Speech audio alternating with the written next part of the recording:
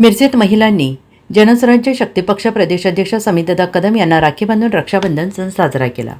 सख्ख्या भावाप्रमाणे बहिणींच्या पाठीशी राहण्याचे समितदादा कदम यांनी अभिवचन दिले।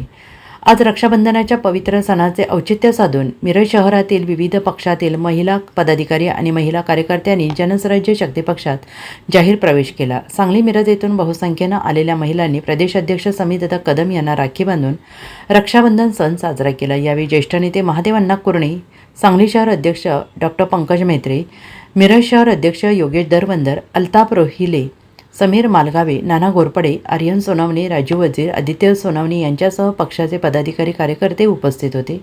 या रक्षाबंधन दिवशी सर्व माता भगिनींच्या अडीअडचणीमध्ये त्यांच्या पाठीशी एका भावाप्रमाणे उभं राहायचं असं अभिवचन समितदादा कदम यांनी दिलं आहे।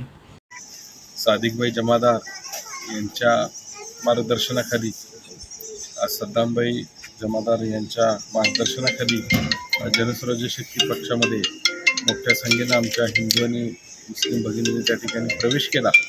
आज त्यांचं मी मनापासून शुभेच्छा देतो।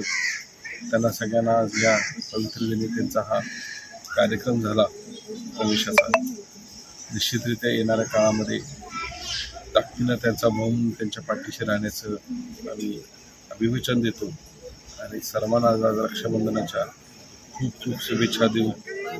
सगळ्यांना येणाऱ्या सगळीच सणवार चांगले आरोग्यमय जाऊ एवढं या ठिकाणी शुभेच्छा। Bureau report SBN Marathi Miraj.